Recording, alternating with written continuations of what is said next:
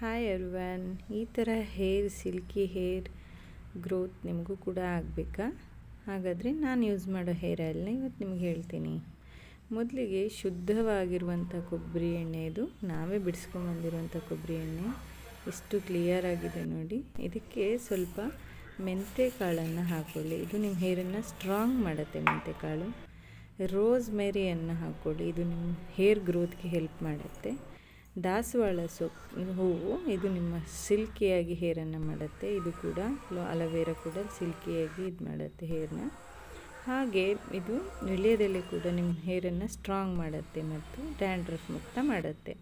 Rose petal ಮತ್ತು ನಾಗದೆಲೆ ಸೊಪ್ಪು, ಇದನ್ನು ಹಾಕೋದ್ರಿಂದ ಹೇರ್ ಸಿಲ್ಕಿ ಮತ್ತು ಶೈನಿಯಾಗಿರುತ್ತೆ. ಬ್ರಾಹ್ಮಿ ಸೊಪ್ಪು ನಿಮ್ಮ ಹೊಟ್ಟನ್ನು ಕಡಿಮೆ ಮಾಡುತ್ತೆ. ಇದು ಕೂಡ ಕರಿಬೇವಿನ ಸೊಪ್ಪು ಕೂಡ ನಿಮ್ಮ ಹೊಟ್ಟನ್ನು ಕಡಿಮೆ ಮಾಡುತ್ತೆ. ಕಹಿ ಜೀರಿಗೆ ಮತ್ತು ಕರಿ ಜೀರಿಗೆ, ಇದೆರಡನ್ನು ಹಾಕೋದ್ರಿಂದ ನಿಮ್ಮ ಹೇರ್ ಕೂಡ ಗ್ರೋತ್ ಆಗುತ್ತೆ ಮತ್ತು ಯಾವುದೇ ಥರ ಇಚ್ಚಿಂಗ್ ಆಗೋದಿಲ್ಲ. ಮತ್ತು ಆಲ್ಮಂಡ್ ಹಾಕೋದ್ರಿಂದ ನಿಮಗೆ ಹೇರು ಸ್ಟ್ರಾಂಗ್ ಆಗುತ್ತೆ. ಇದೆಲ್ಲ ಹಾಕ್ಕೊಂಡು ದಾಸವಾಳ ಸೊಪ್ಪು ಕೂಡ ಬೇಕಾದರೆ ಹಾಕ್ಬೋದು. ಇದೆಲ್ಲ ಹಾಕ್ಕೊಂಡು ಲೋ ಫ್ಲೇಮಲ್ಲಿ ಈ ಸೊಪ್ಪೆಲ್ಲ ಹಾಕಿ ಇಟ್ಕೊಳ್ಳಿ.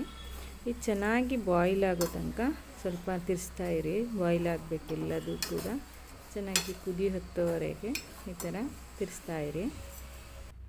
ಕುದಿ ಹತ್ತಾ ಇದೆ ಅಂದಾಗ ಈರುಳ್ಳಿಯನ್ನು ಹಾಕ್ಕೊಳ್ಳಿ. ಲಾವಂಚ ಬೇರು ನಿಮ್ಮ ಕೂದಲನ್ನು ಸ್ಟ್ರಾಂಗ್ ಮಾಡುತ್ತೆ. ಯಾವುದೇ ಥರ ಗರಿಕೆ ಕೂಡ ಹೌದು. ಇದು ನಿಮ್ಮ ಕೂದಲಲ್ಲಿ ಏನು ಈ ಥರ ಯಾವುದು ಕೂಡ ಆಗದೇ ಇರೋ ಥರ ನೋಡ್ಕೊಳ್ಳುತ್ತೆ. ಈ ಥರ ಸ್ಟ್ರಾಂಗಾಗಿ ಆದಮೇಲೆ ಅದಕ್ಕೆ ಚೆನ್ನಾಗಿ ಕುದಿಬೇಕು. ಒಂದು ಹಾಫ್ ಆನ್ ಅವರ್ ಕುದೀತಾ ಬಂದಮೇಲೆ ಇದು ಫುಲ್ಲು ಕಲರ್ ಚೇಂಜ್ ಆಗ್ತಾ ಬರಬೇಕು ಹೇರ್ ಆಯಿಲ್ದು. ಅಷ್ಟು ಹೇರ್ ಆಯಿಲ್ ಕಲರ್ ಚೇಂಜ್ ಆಗ್ತಾ ಬಂದ ಮೇಲೆ ಅದನ್ನು ಒಂದು ಬಾಟಲ್ಗೆ, ಇದನ್ನು ನಾನು ಸ್ವಲ್ಪ ಮಾತ್ರ ಬಾಟಲ್ಗೆ ಹಾಕ್ಕೊಳ್ತೀನಿ. ನೆಕ್ಸ್ಟ್ ಇದನ್ನು ಹಾಗೆ ಸ್ಟೋರ್ ಮಾಡಿರ್ತೀನಿ, ಯಾಕಂದರೆ ಅದರಲ್ಲಿರೋ ಸತ್ವ ಎಲ್ಲ ಬಿಟ್ಕೊಳ್ಳುತ್ತೆ. ಬೇಕಾದಷ್ಟು ಮಾತ್ರ ಬಾಟಲ್ಗೆ ಸ್ಟೋರ್ ಮಾಡ್ಕೋತೀನಿ.